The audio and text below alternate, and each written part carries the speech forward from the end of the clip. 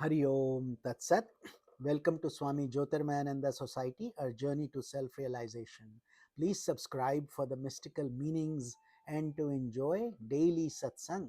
We are currently exploring the scripture Guru Gita, narrated by none other than Lord Shiva himself to his consort Mata Parvati, also known as Prakriti Devi, Mother Nature, Ma Kali, Ma Durga, Ma Annapurna.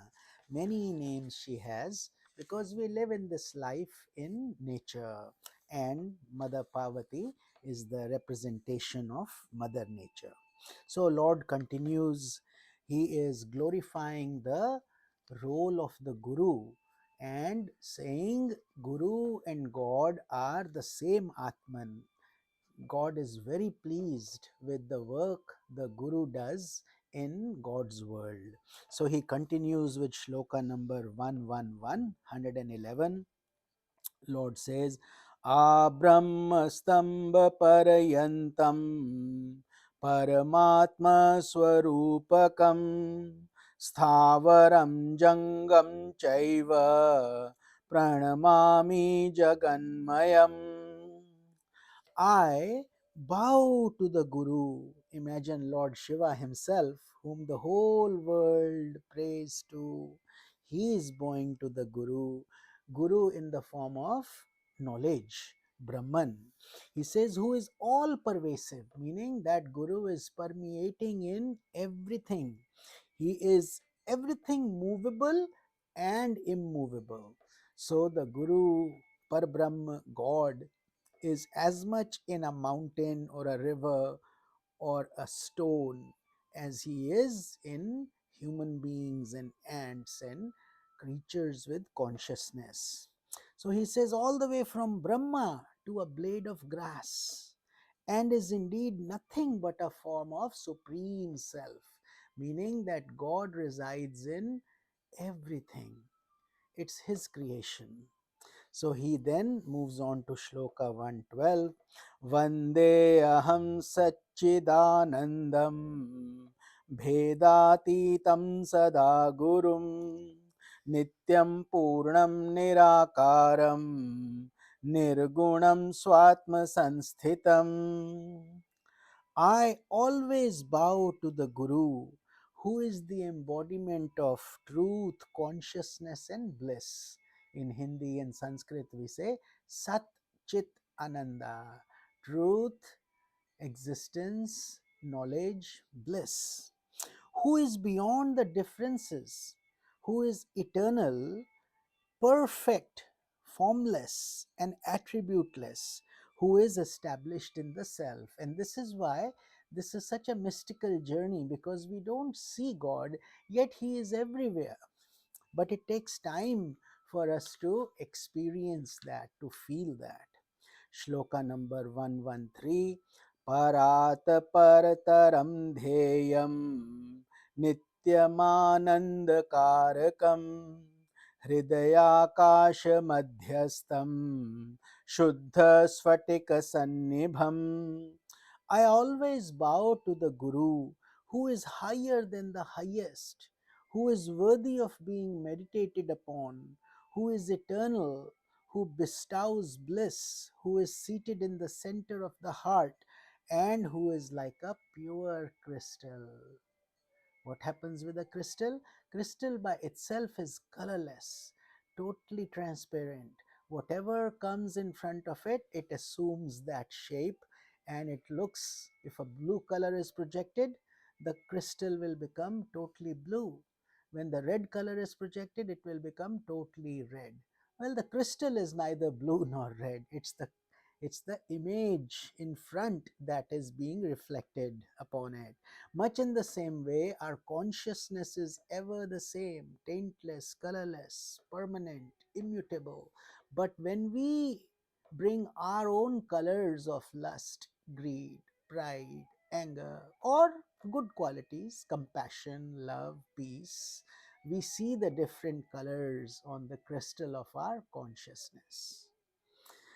So these are deep secrets that Lord Shiva is demystifying, And when you say Krishna or Shiva, they are all ultimately the same Brahman.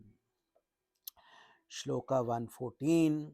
Sfatika pratima rupam drishyate darpane yatha tathatmani chidakaram anandam soamityuta. Just as the image of a crystal is seen in a mirror, perceive the bliss of consciousness within your own self. Then you will know certainly that I am that. How beautiful is that? So, Lord Shiva is now, he first gave you the simile, the example of the crystal that we just discussed and the different colors. Now he's saying, take it to your own consciousness. We had discussed this in our previous explanation also. So, when you have colors of peace, bliss, joy, you should see white, blue, beautiful light, and peaceful feeling inside. So that should be, but our consciousness is ever the same. So try to project that consciousness into your mind's mirror. That's what Lord Shiva is trying to guide us. Shloka 115. Angushtamatra purusham ध्यायतश्चिन्मयं हृदि तत्र स्फुरति भावो यः शृणुतं कथयाम्यहम्. Now, Lord is in deep meditation as he continues to enjoy the nectar of the Guru's Mahima, the glory, and he says to Mother Parvati, listen, I will tell you about the feeling that flashes forth in the heart of one who meditates on the thumb sized self. Actually, the self is everywhere, but just because the flame generally, you see, has the size of a thumb when you light a candle, similarly that same self in you is also lit up, so which is filled with pure knowledge. So when you focus on that thumb sized self within you, that's where the entire atma jnana or pure knowledge resides. Shloka 116, Lord continues, अगोचरं तथा गम्यं नाम रूप विवर्जितं निःशब्दं तद् विजानीयात् स्वभावं ब्रह्म पार्वती.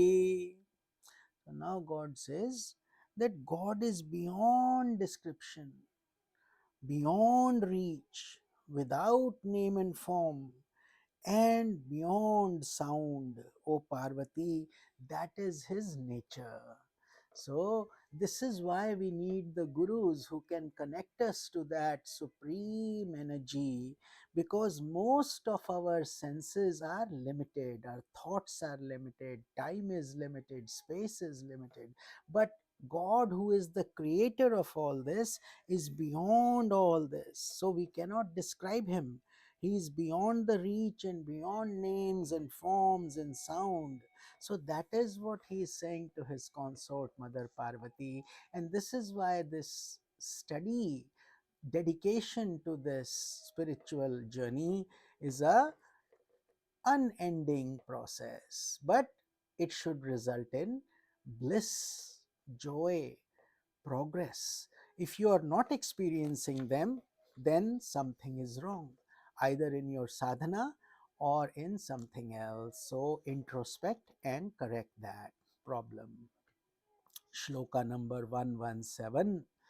यथा गन्धः स्वभावेन कर्पूरकुसुमादिषु शीतोष्णादिस्वभावेन तथा ब्रह्म च शाश्वतम्.